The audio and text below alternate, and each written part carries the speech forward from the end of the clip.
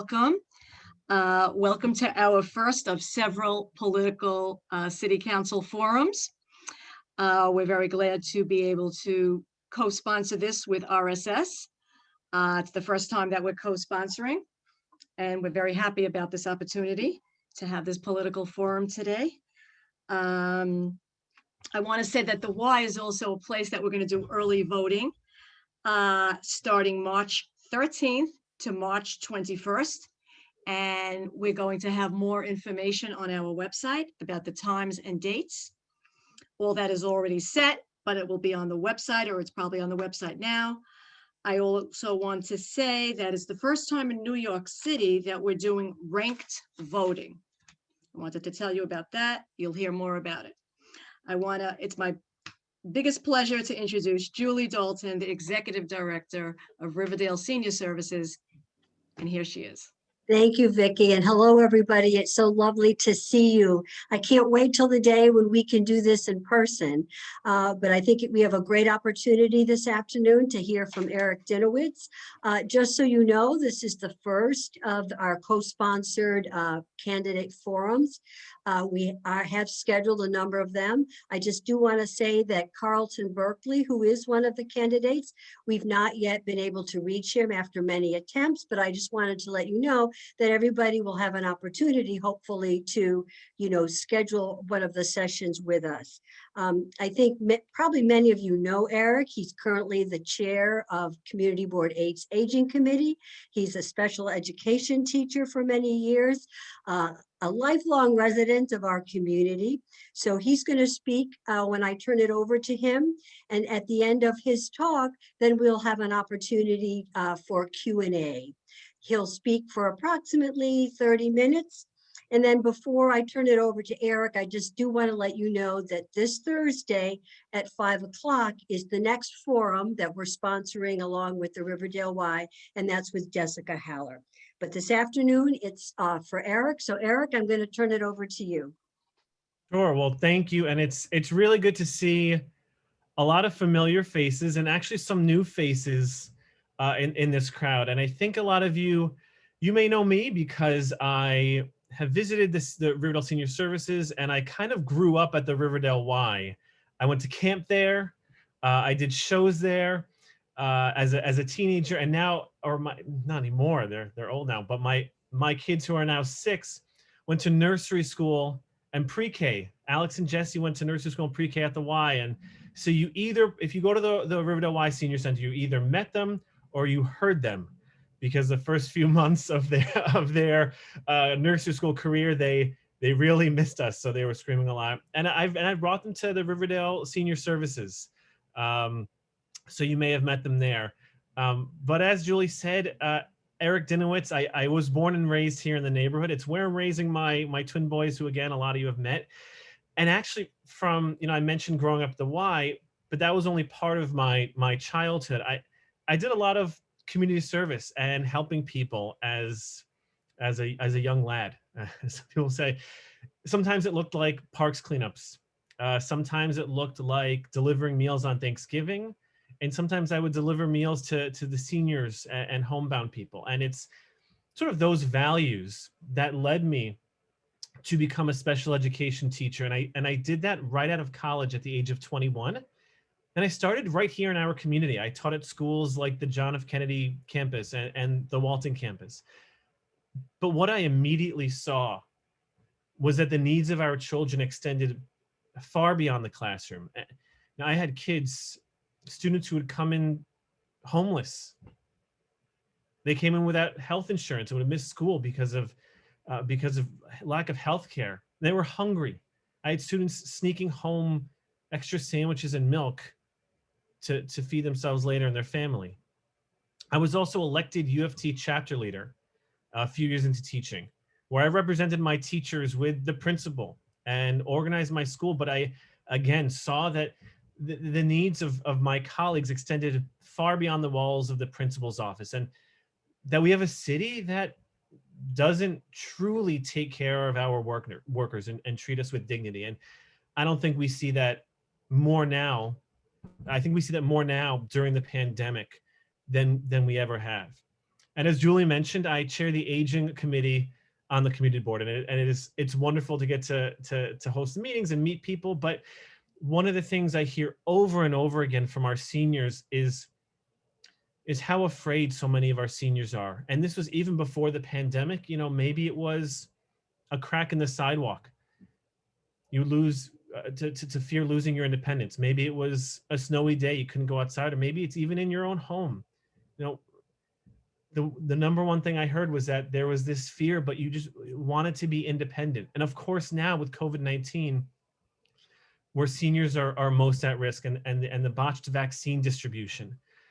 See, my career in community service has been rooted here in our corner of the Bronx, addressing the very problems that I witnessed with our children, with people with disabilities, working families, and older adults. But my work has also been making sure that they have a voice and an advocate.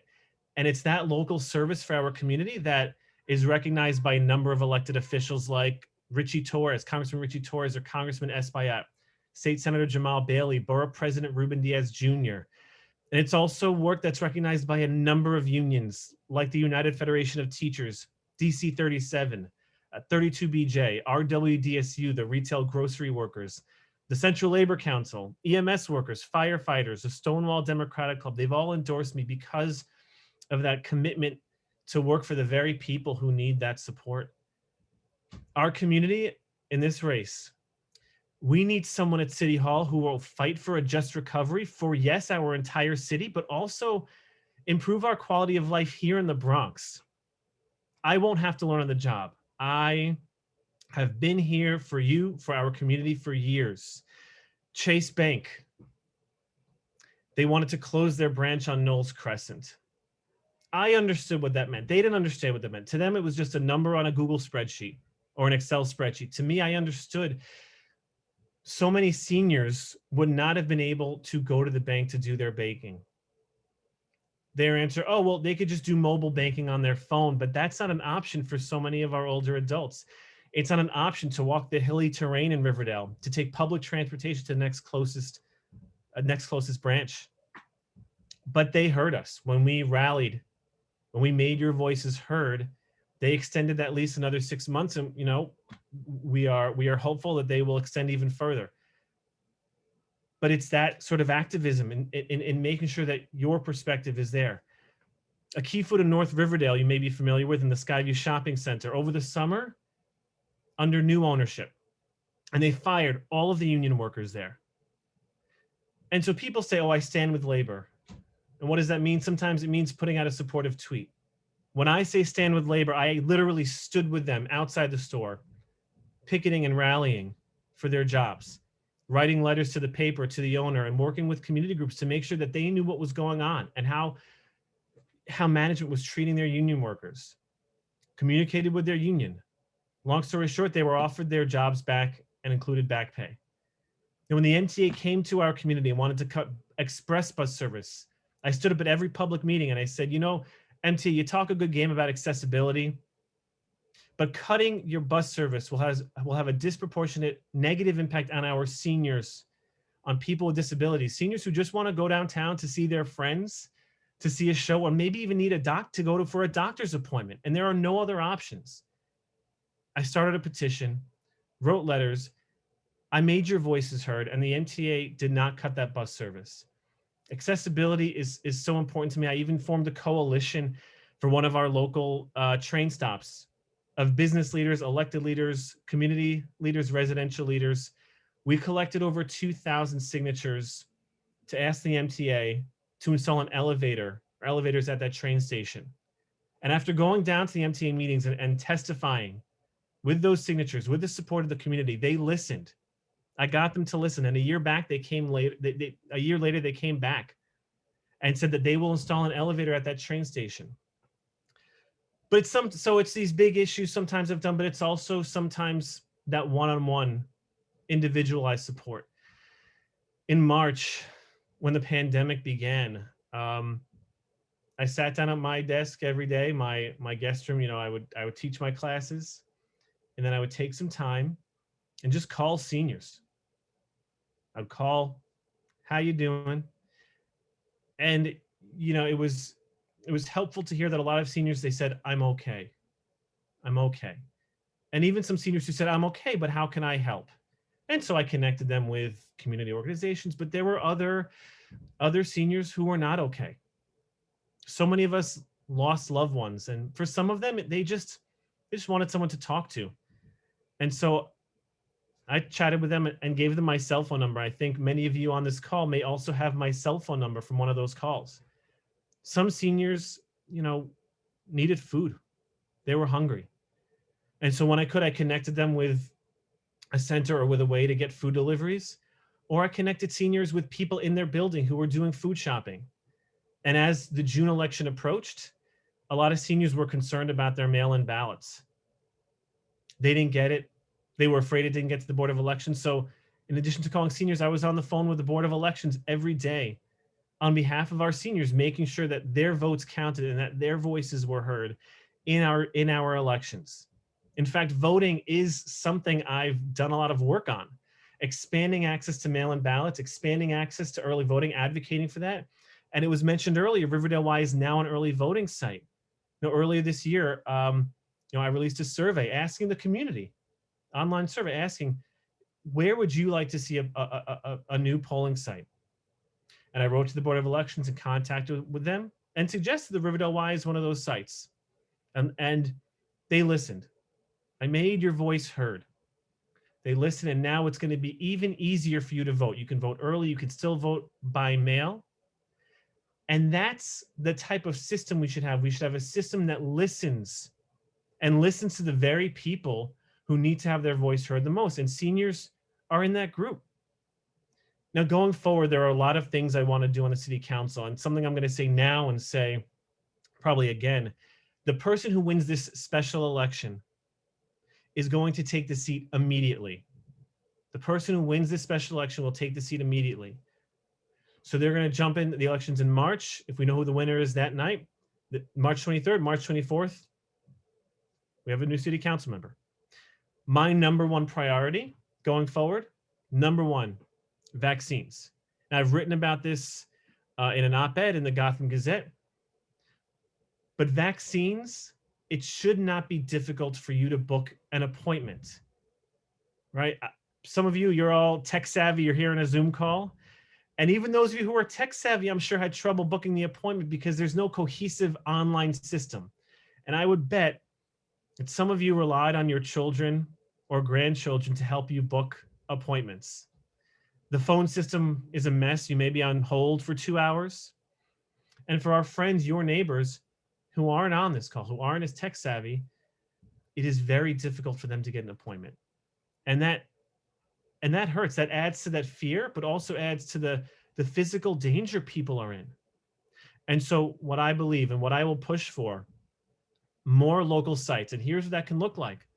It can look like making the Riverdale Y a center, a place where people can go and get vaccinated, making any senior center, even big buildings, right? We have these spaces like the Century where Riverdale Senior Services, making those sites where people can go, but also making the online system and the booking system cohesive so you don't have to go to every different site. But even easier than that, allowing our senior centers to book appointments for you. They can order meals for you. They can book meal deliveries for you. And there is no reason why they should not have that same ability for booking vaccine appointments. And I would also push for mobile vaccine units, trucks or vans, pop-up sites, whatever you want to say, to bring the vaccine to where people are. And that is going to be my number one priority, because everything else, all the other problems that I'm going to talk about, it's really hard to address them when we as a society are not inoculated, when our most vulnerable are not inoculated. In the city council, I want to address our small businesses and our working families and the economy, because our small businesses have suffered, and we know what that means. Yes, the business owners and those employees are out of work. They're out of money. But it also means for us empty storefronts. It is not the character of the neighborhood we want, but it also means that as a senior citizen, or maybe a person with a disability, or a father of twins who has a tough time getting out the door, having those local stores in your community are not just, it's not just a quality of life issue. It's vital for you to live the kind of life you need to live. One of the big issues with this is rent. This was an issue before the pandemic. Some of you may know Blue Bay almost went out of business because of rent prices a few years back. What would Riverdale be without Blue Bay? In Knowles, you lost the K-Pop Cafe, and you see the empty storefronts there. One of the solutions to this is what's called a vacancy tax. It is exactly what it sounds like. It says a business owner, a landlord would be charged a tax for leaving their storefront vacant. And the reason for that is this: right now they can write off the vacant storefront. Whatever money they're losing from not renting that out, they can write off. Business owners should be disincentivized from doing that. They should be incentivized to negotiate with the businesses, or they should be incentivized to bring in new businesses. We also have to look at commercial rent regulations, because right now the landlord can jack up the price of a small business to whatever they want, and we have to address that. But it also means standing up for workers and our union workers. And I mentioned before standing up for our union workers at Key Food. One of the things in my phone calls with seniors that I heard, that the seniors who were doing better financially were those with pensions. It gave a lot of senior security during the pandemic, the fact that they were collecting that pension and had that economic security. And when we are using city dollars for any project, we have to ensure that the work that's going into the project, whether it's maybe a development, a new building going up, we have to ensure that when we are using public dollars, that our values are reflected in the use of our public dollars. And that means supporting union labor and prevailing wages. In the city council, I want to tackle schools, right? Education is a big issue of mine. As a teacher for almost 14 years, I taught through the pandemic, where immediately we have to deal with school reopening. And I, of course, wrote an op-ed about this. I'm not shy about my opinions. Those of you who know me know that I am very forthcoming about my opinions on things. We need to get our children safely back in schools, and it means making tough decisions. I believe we need to prioritize younger children and children with special needs, right? Those who are most impacted by the loss of not just learning, but social emotional education and mental health education. It's good. It has already, I saw it with our kids, taken a big toll on them. The other reason to start with younger children and high needs families, how can we expect people to get back to work if we're home taking care of our kids as well and homeschooling our children? It is very difficult to imagine a world where someone's able to look for a job or go to work when they also have to watch their kids at home. I believe constituent services is also vital. So as I've done with my senior outreach, especially with regard to absentee ballots and food deliveries, directly contacting and providing support services for people who need it is vital. Because I saw growing up the needs you have, that crack in the sidewalk, that pothole, the noise, the garbage pickup, those are important services that we expect and need in our community. We chose to live in our community or raise our family here or retire here for a reason.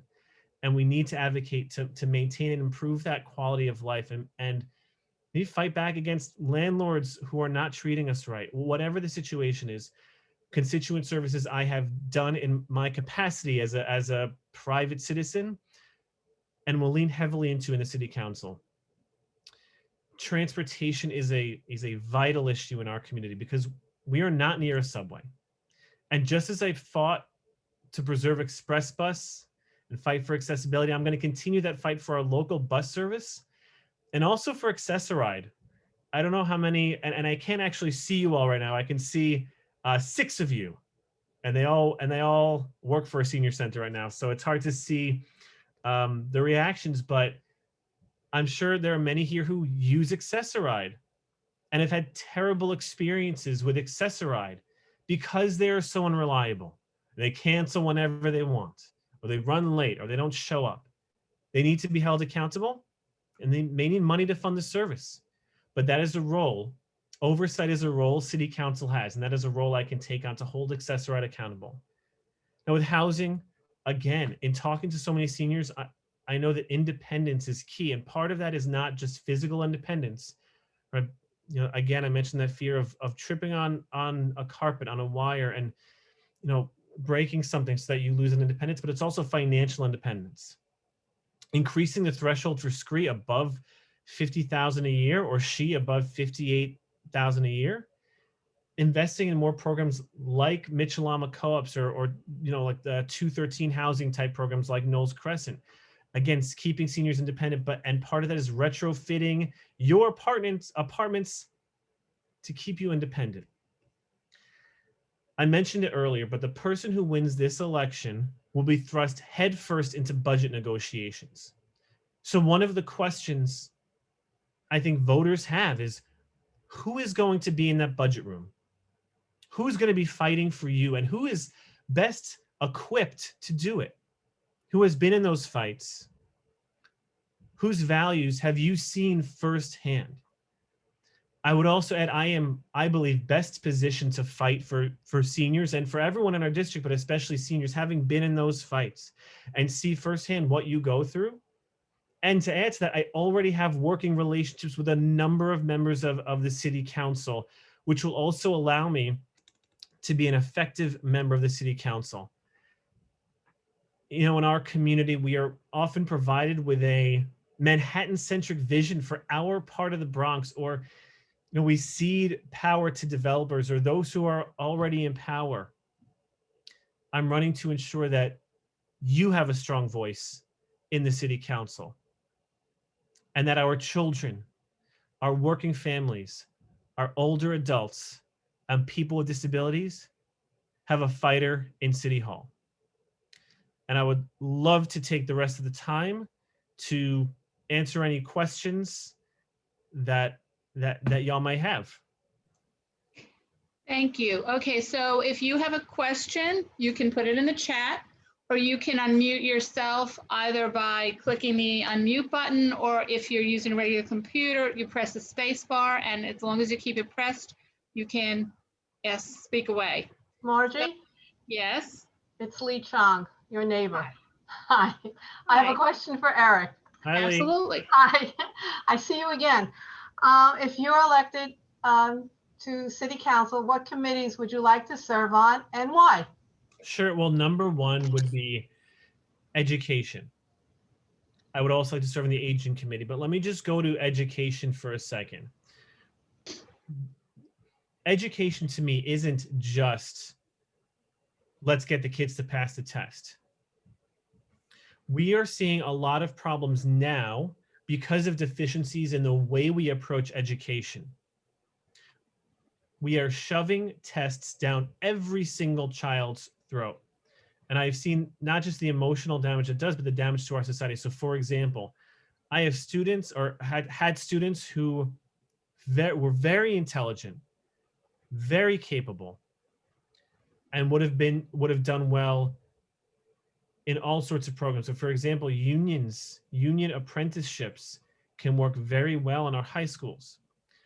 But there is currently no real reason for a child to invest their time, a student to invest their time, or a school to invest money in working with unions and apprenticeships, or working with arts foundations, or working with private companies or colleges to provide those programs for children, maybe to go to college, maybe to go to vocation, maybe to go to 1,000,001 other things. There's no incentive right now, because the only incentive right now, if you want a high school diploma, pass the test. And so what do schools do? They are only incentivized to invest their time and money in test prep. And it takes time away from vital skills our children need. And that's not even to mention the skills that are getting so many of our children through this pandemic. Like I mentioned before, social, emotional education, mental health learning.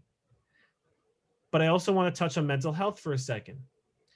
A lot of issues we see, let's just talk about homelessness. People who are living on the street very often also have mental health needs. The mental health needs often start before the age of 24. 75% of the people have onset before the age of 24. That's when they're in school.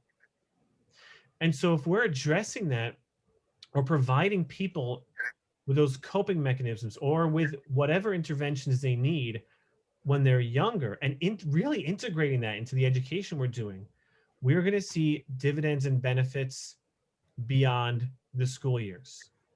And so that's just one small example of how education can be a pathway to help our entire society. I mentioned union membership and I mentioned the seniors I spoke to who are financially secure, but involving them in the unions early on with that, which provide pensions and retirement benefits, means that, God forbid in 40 years for those children, 45 years, if there's another catastrophe, at least they'll be a little more financially stable, and they'd have started that work and embedded it in the education in our schools. Obviously the aging committee, as I mentioned before, advocating for our seniors. It's really something I love, and I mentioned this at one of my meetings a few months ago, but I lost someone very dear to me a few months back. Her name was Sylvia, and she lived to 104.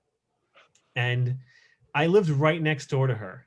I lived in a Mitchell-Alma co-op over in Kingsbridge, and she was my next door neighbor. And I just felt so lucky to be able to go next door and talk with someone who has lived through so much and hear her perspective on the way the country has progressed and changed throughout the years. But I also saw her needs up close, and her needs were significant, towards the end, of course. And obviously, obviously the work I do in the community. And again, who's going to go to the council and have seniors in mind, have working families, children, and people with disabilities in mind. And again, I believe I am that person because I have done that work. I believe there's a level of trust there. That I'm going to go to the council and have and advocate for those groups of people because that's advocacy that I've done. Eric, we have a question in the chat. Barbara, do you want to just say your question or do you want me to read it? Mm-hmm. You can read it. Okay, here's the question. I know the council has been fighting to get a vacancy tax instituted for quite a while. In the meantime, we're losing wonderful businesses like the Bruni Coffee Shop. This issue is so urgent. Our property values are lowered and our community is rapidly losing the richness that small businesses bring. What will you do to push this long overdue tax through that hasn't already been done?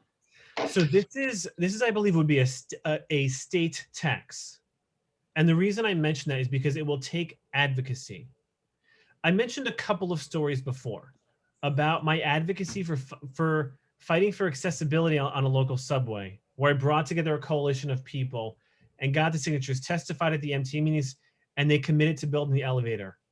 I had and still have no real authority, but I was able to get the MTA to listen by bringing people together and being an advocate. I worked again with local union workers. I have no real authority other than my voice and bringing people together and making sure those voices are heard. I have no real authority to get the Board of Elections to put a new polling site at the Riverdale Y or Bronx Science. But I got them to listen. It's by working together, building coalitions, and knowing what you're fighting for. You're fighting for people. And when we're talking about businesses, we're not just talking about money, we're talking about people. And so using those skills that I've demonstrated, bringing those skills to the council and utilizing those skills, leveraging those skills and that experience, again, on day one, I am positioned on day one to do that advocacy, to bring it to the State House and bring it to, pass the Home Rule in City Council and bring it to the State House and get it passed. Because again, it is advocacy that I have done time and time again. And I will not stop fighting for our people, for our community, for our small businesses. So wait, Margie, yes, go ahead. you're calling on me? It's Judy. Yeah, hi, Judy. Hi, Margie. Eric, what can you do as far as advocating or giving money for the schools, the opening of schools? Many of the schools have ventilation problems, have issues as far as the 6 feet distancing. Is there something that you can do in your new position? Yeah, so I mentioned this earlier, but I said when you're a leader, when you're someone in a position, you have to make difficult decisions and difficult stances on issues. And so my stance as someone who taught high school students and saw how much they were struggling with this remote learning, I said we have to prioritize our younger children. And it looks different in every school in terms of the spacing. And what I said was, of course, the schools have to be ventilated, but the spacing looks different. So, and I'm just talking about Riverdale because Riverdale Senior Services and Riverdale Y, but this is true for other schools in the district as well. Just want to make that clear. Take a school like PS24. If the high schools are mostly empty, of course, middle schools are coming back now, but if the high schools are mostly empty, we have the space. We are going into March where the weather's going to be nice. They have 2 different playgrounds. They have basketball courts and playgrounds to use. They have Seton Park. There's outdoor learning. There's a library across the street that's not fully being utilized. So Right. this space during the pandemic, this space exists for PS24. At PS81, again, there's a library there, outdoor seating, right? So it looks different for every school, but in terms of spreading out that space, I believe we can find the space if we're just a little creative. But we again have to figure out a way to safely bring children back 5 days a week so they can get, again, yes, the academic education, but the social, emotional, mental health integration that they need. And then that'll again allow our working families to start thinking about their ability to get back to work and get back in the workforce. In terms of discretionary dollars, right? There's discretionary dollars for capital improvements. You can make those capital improvements, but securing that funding, again, I mentioned I have good relationships with people who are already in the council. And I keep mentioning the Subway story or the union workers at Key Food, but it means bringing people together and making the case for your community that more space needs to be built. Part of the problem that we face in our city is a problem with development, where, why am I bringing up development? Because developers only think about the number of units they're going to build in an area and don't think about other things like the environmental impact on sewage, the type of work, whether those workers are earning a prevailing wage or they're union workers, and seats in a school. So as we build more or develop more, it has to be done right and fit in with the character of the neighborhood and take into account the needs of the community, which include the impact on local schools. Eric, Susan Frucht has a question, but I had got some questions through email, so I don't want to ignore those. Sure. One question, which is kind of interesting, is what are the responsibilities and powers of a city council member, just so that people understand what you can and can't do? Yeah, so I've spoken a lot about advocacy. It's kind of using that bully pulpit. Actually, I don't like the word bully.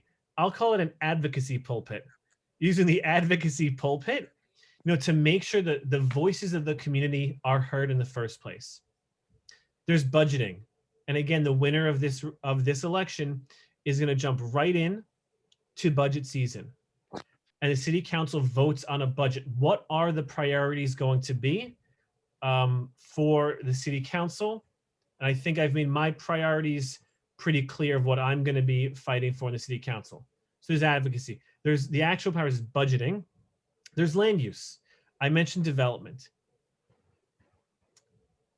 If a developer wants to come to our community and build, and they need a variance, which means that they're going to build something a little kind of, maybe it's outside the zoning regulations, that has to go through a vote in the council. It has to go through the community board, borough president, and in the end, it's voted on by the city council. Right now, there's something called member deference. I believe in it because I believe it gives our community a voice against big developers. What's member deference? It sounds pretty cool. It is. Member deference is this. The city council, the entire council, votes on variances and zoning changes. But typically what they'll do is if there's something, if they want to do a development, let's say Chervier, right? Maybe there's some development there. The rest of the city council typically votes the way the local council member votes. Now, when you have that, it means the community members have a voice. And it means the local community members and the developer can negotiate together and talk directly to the council member. The rest of the city council will follow. We saw that with the Hebrew Home development. Without member deference, what you'll have is deep-pocketed developers that can lobby 51 members of the city council. We can't do that. Local community members don't have that power. We don't have that money. We rely on things like member deference in order to make our voices heard. So there's land use, as I just mentioned, the budget, there's legislation. So laws, right? What Congress does, but for the city. And then there's oversight. And so that means making sure city agencies are doing their job. It means making sure DFTA is providing the services that they are supposed to. It means making sure the Department of Education isn't hiding or keeping things from us, and that they are providing a reopening plan. That's what that means. So it's oversight, legislation, laws, land use, and budget. Thank you. Suzanne Fruchter, you had a question? Yes, I do. I'd like to piggyback on something Eric said about schools. I feel it refreshing that someone's finally talking about some training within the schools, like the aeronautics school, which is very successful. Unions are very important in this city. And I think there's an opportunity to go to unions to get them to help the schools with some training, because they have to do a lot of training to get people working for them. Now, I have two questions. What is your stand on specialized school? And what is your stand on defunding the police? Okay, so two very important issues. So the specialized schools are schools like Bronx Science, Stuyvesant, Brooklyn Tech, American Studies. There's a few other ones. You take a test to get it. It is a single exam. And there's been some controversy over the exam recently. And Susan, I know that, I'm just kind of framing it for everyone. So pardon me. There's been some controversy because the schools, frankly, are not diverse. And so the response to that is to say, let's get rid of the test. That is not my response. And there's a couple of reasons for that. And I'll explain my position and what my proposal is. One, I taught for almost 14 years. I taught children with special needs who were incredibly talented and gifted.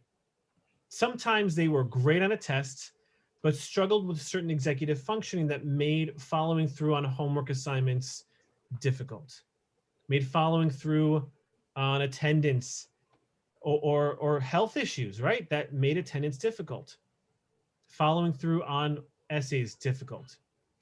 And so there is a move to shift, well, what if we just base it on the students' grades? And I say, well, then you're just taking opportunities away from some students and giving them to other students. And those very students who, for health reasons, and they want to include some people want to include attendance in the reasons you get into these schools. You see, for the students who struggle with that those organizational skills, you're taking an opportunity away from them. I don't want to take that opportunity away. I want to expand the number of specialized schools and specialized programs. And this can look a lot of different ways. You have bigger schools like Clinton. You had a big school like Kennedy, which had the KISS program, which was the honors program. And there is no reason why a bigger school like like Clinton cannot have an honors program. And maybe the admission criteria is a writing portfolio to capture those students who struggle for reasons on struggle on an exam, but are very creative or do research and have the ability to, given the time, do writing.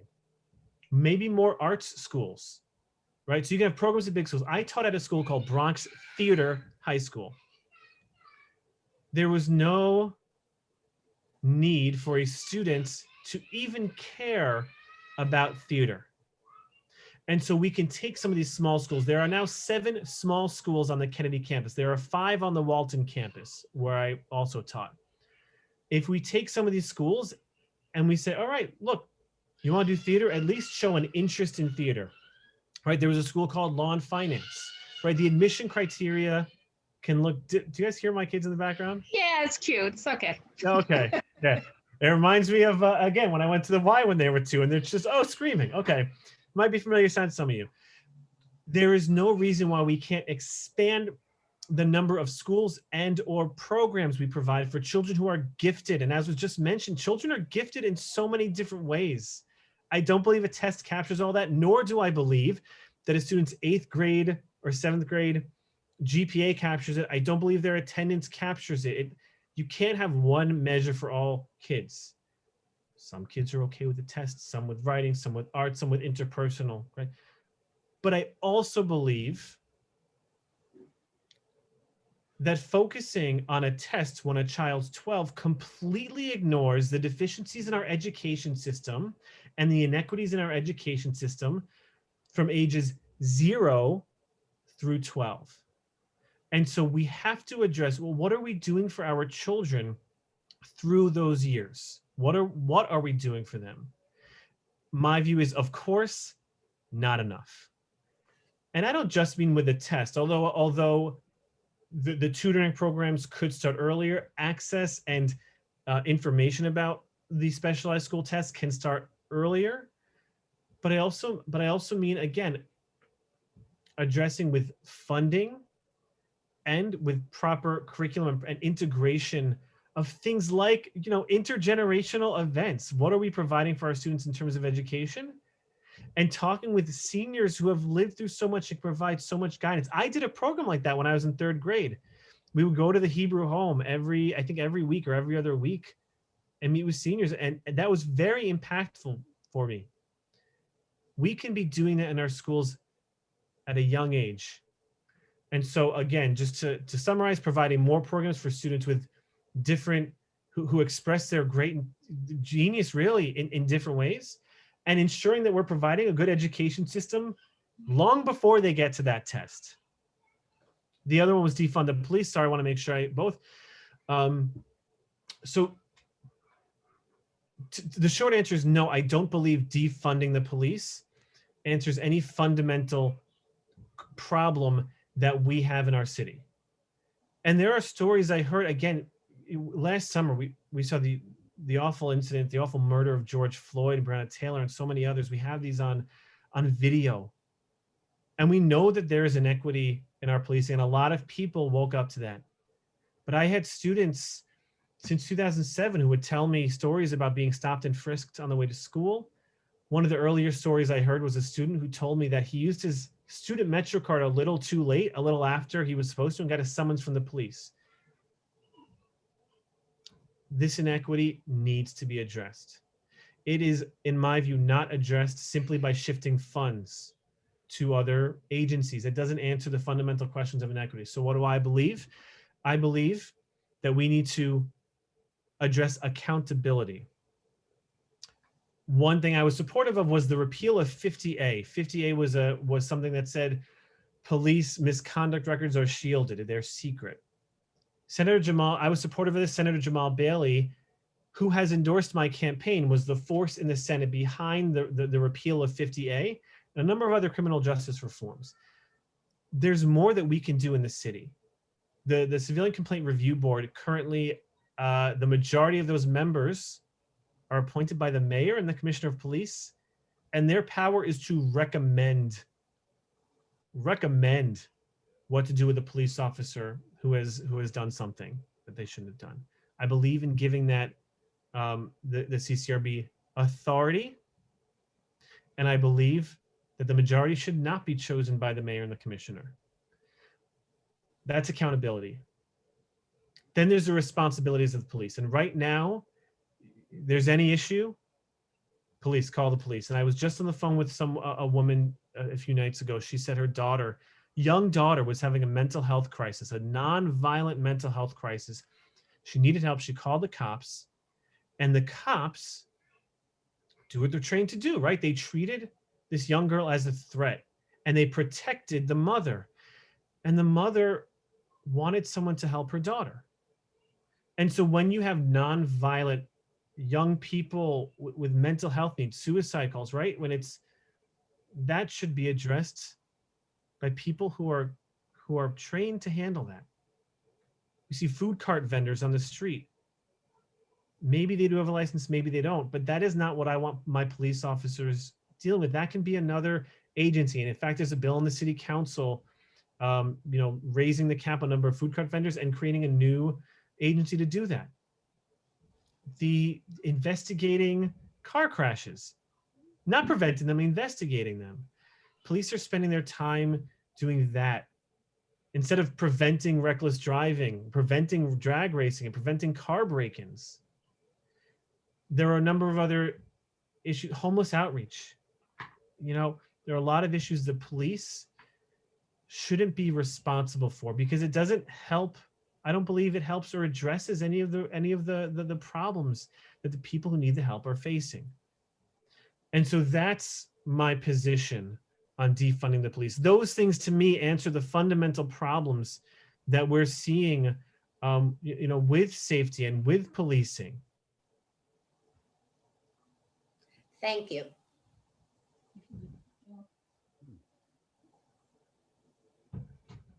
Eric, it's Judy Graff. Hi, Judy. I have 2 points to bring up. You mentioned about accessoride. Mm-hmm. I have a friend who went to a doctor's appointment in Manhattan.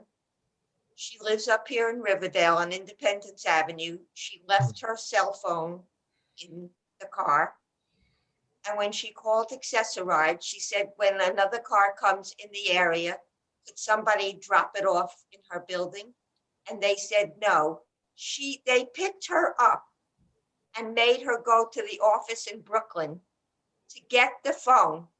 She had to get out of the car, go up 2 flights of steps to the executive office, and then they brought her back to Riverdale. Does that make sense? It's horrible. This is an easy question. No, it does not make sense. But therein, I believe, lies the oversight of the city council, because that situation doesn't help anybody. I imagine it cost a lot more money. Exactly. And it was also for your friend, especially if it was recently, she shouldn't be risking going out and spending her time. That's just not a thing that she should spend her time doing. Going out doing that. And that's where, again, how is the agency being run? How is that program, I shouldn't say agency, how is the program being run? And again, that involves oversight of accessoride of that program. Okay, go ahead. I have one other point about the tax on the retail stores. Mm-hmm. I think it's really important. When I was raising my children, nobody had to go out of the neighborhood to shop. We had women's clothing, men's clothing, shoe stores, children's clothing. I mean, ice cream store, discount shop, everything was here. And it's just not fair. Yeah, it is not. I used to get sneakers. It was Sneakers Army on 235th and Johnson. Exactly. I used to go there, and I don't need to tell you. We had, a card store, every kind of store you needed. And now the only people who can afford rents are banks and real estate brokers. Right. And it's, we need banking services, but I also don't want to, I like the character of our neighborhood. I didn't, my wife and I, we chose to raise our family here. I didn't choose to raise, no offense to Manhattan or Brooklyn, I didn't choose to raise my family in that neighborhood, right? Okay, Eric, we have a couple of other people. There's someone who has a cell phone number whose hand is raised. Does that person want to speak? Okay, if not, in the chat, there's a question and that is, I'm sorry, like I'm losing the questions right now because there's too many coming in. Ruth Kraus, can you ask your question? Because I've lost it right now. Yeah, it has to do with the mental health issue. If the police are called first, what training are they getting or what is being done about transferring the call to an agency that can help this family better? That's where the money, the money, I don't think the police need to be defunded, but some money must be gone to an agency that's linked closely with the police that can get to that family and work with the police and make sure that they get the help they need rather than a police effort. Right. Well, you kind of said it right there, and this is the again goes back to mental health in schools, but it's difficult for someone on the phone to know what's nonviolent mental health, what's right. And so we do need to ensure at the very least our police are trained to recognize it, that they don't have to handle everything. And that if the police do show up, for example, that they can say, you know what, I'm going to call someone who's better equipped to handle this. Will there be someone to call? Will there be someone to call? I think there's a move. Yes, I think there's a move. Yes, to do a like a crisis, kind of like I forget what the numbers are, but it's like we have 911, 411, 311, like 211 or something. Okay, I called once for a neighbor, and finally a psychiatrist did appear. Aside from a couple of other agencies, they all came in on the apartment because she was in bad state. And yes, there is an emergency visits they can make. Yeah. But I think it's difficult, it's difficult to know who to call. If the police are trained, they need to have their fingers in with these agencies. Yeah. Anyhow. Yeah. Thank you. Yeah. Can I we have another hand raised, but I also want to get in somebody in the chat. How do we get a mail-in ballot? They're asking. So great. So, after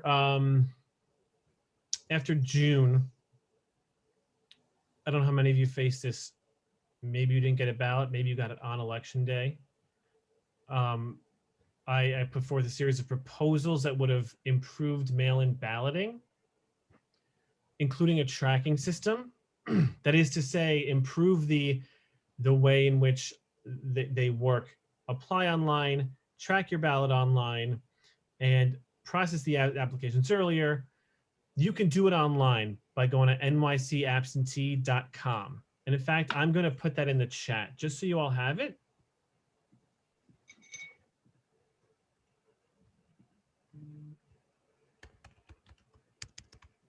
Give me a sec. Can it be mailed to our house? NYC, I have to, sorry, I gotta spell it correctly. NYC absentee. Let me make sure it's the right site before I send you to a QAnon site or something. Yeah, so it'll be mailed wherever you want. But mail-in balloting is something that I've advocated for, expanding it, making sure anyone can apply. And the New York state law, or it says, the Constitution, I think, says you have to have a reason. But because of COVID emergency, we pushed for having, hey, I think I'm going to get COVID if I go to the polls, because I don't believe someone should have to choose between health and voting. And so now you can apply online, regardless of whether you are sick. You could say, well, yeah, I don't want to get sick. So you just click temporary disability. Thank you. We have two more. One was at 6 o'clock. We have two more people that have questions. And then what I would say, if other people have questions after that, because I want to get you out in time. If other people have questions after that, they can send it to me at info@rssny.org. I'll put that in the chat. And we'll get it to Eric, and Eric will answer the questions. So let me get to the two people that have their hands raised. One is Lenore Bruger. Yeah, I have a question about how we do in-person voting for this, for this election. What do you mean how we're? Yeah, this is not the primary, right? You said this is in March. Yeah, this is so it's just like regular voting. If you do early voting, you do it the same way you did in November. You go in, they print up your ballot, which is, by the way, something I think they should have at every polling site, print on demand. Or you go to the polling site on election day, your regular polling site, you'll get something in the mail from the Board of Elections telling you where to vote, telling you your election district and everything, or you can vote by mail. It is up to you. The one thing that's different is that it's ranked choice voting. And so I usually say, vote for me. And now I'm saying, vote for me first or rank me first. And it would involve simply bubbling the bubble that's directly next to my name. I'm at the top. So on March 23rd, we should go to our polling booth, polling place, and If you want to vote in person on election day, then go to your assigned polling site and vote like you normally would. If you want to vote early, I don't know where you live, but it could be the Riverdale Y, it could be Intech. And so, yeah, just make sure to wear a mask. Let me double up.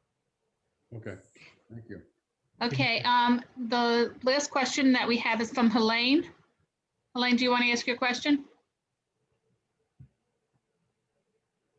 Helene, you gotta unmute. Yeah. I just unmuted myself. Okay. Actually, two questions. One question is regarding to what you said. I was calling 20 times to make sure that our mailing in November was the right way, to the Board of Election. But I still didn't get a clear answer how to do it when we're not going in person. Number one. Number two, the lady was saying, and something about like if there is mental health crisis, she knew whom to call, and there is no knowledge of people, whom to call when something like this happens. And so I would like to know what the lady was sharing, and she said she knew and she did, to share it with the rest of us in the community. So it's two questions.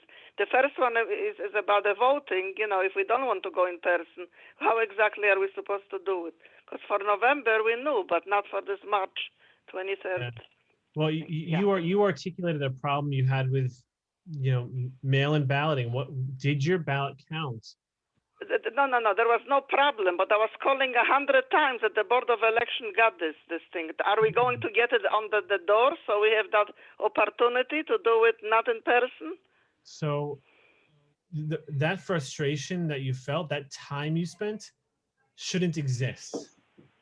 We should not. All right, but I'm not going to worry the past. I'm going to worry about this election now. Yeah. I'm asking the question. I know. So what I'm trying to do is frame what I did, because your story is unfortunately not unique. From a constituent services side, I was on the phone every day with the Board of Elections, dealing with calls like yours. Where's this person ballot? Before the June election, I called on the governor to send out absentee ballot applications to every single registered voter. That is not something he's doing again. You can apply online. I believe I will be sending out absentee ballot applications. You can click in the chat right now to apply online. If you do it online, you can track the ballot. I am not online person. I just need, I just looked on this. I'm sorry. I just looked on the site. There's also a phone number you can call for further assistance. I assume it's 1-866. What is the phone number? I'm going to say it to you. 1-866-VOTE-NYC. That's the phone number. Okay, very good. That's good. And then I asked the other question, if it can be answered, fine. Otherwise, another time. But thank you for giving me the opportunity to ask. Okay. Margie? Yes. I have a clarification. Wait. Yes, Lee, what? I have a clarification for Lenore. Eric, I think what he was asking was March 23rd is a special election. Right. And then on June 22nd, you have to vote again in the primary. And then, right? Oh, is that the question? I think so, right? Am I mistaken? That's what. Well, if not, let's just clarify it. So let's. So here's the because calendar. there's a vacancy. Here's the calendar. Sure. Yeah. Andrew Cohen was elected to a new position, which started January 1st. there is a vacancy. And to fill that vacancy, we are having an election on March 23rd. So what I said earlier, that is why the winner of this election will take the seat immediately. That person will serve out through the end of 2021. While that term is being served, there is still a primary election and a general election, and the winner of that will serve starting 2022. So you you can and should vote in both. I'm sorry, I misunderstood the question earlier. Okay, anything else? We're at 6:01. And so I think that we want to, yes, Brenda, what? What is the number again? That I just put it in the chat. It's 1-866-VOTE-NYC. And we'll put it in the newsletter and some other things. Dorothy, are you raising your hand? Judy, I just want to suggest maybe in your newsletter, you could put about the different primaries and Yeah. voting dates. We're gonna go, And good maybe idea. Jeffrey Dinowitz can put it in his newsletter. Everyone should be in their newsletter. Dorothy, did you have a question? You're gonna have to be. I just wanted to clarify something about there are some crisis intervention teams. I don't have the number handy, but unfortunately not enough funding for crisis intervention in those kinds of cases where the police are not necessary. And they, those that exist should be put out there, as you said, so people know it. But is as a city council member, could you get more funding for crisis intervention for mental health issues so that the police would not have to respond to all of them?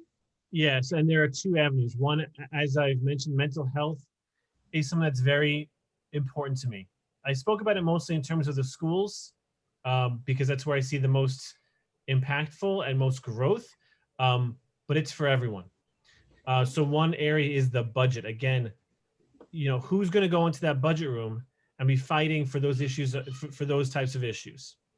The second thing is discretionary dollars, and that's to say, you have $5 million in discretionary dollars, and gearing some of that towards the nonprofits that really do that work and do a lot of that outreach and help lift up our communities and help people with mental health. Not to mention our senior centers, which I don't think I mentioned, but certainly discretionary dollars for our senior centers to, hopefully as we open, making sure those meals are there, the great programming.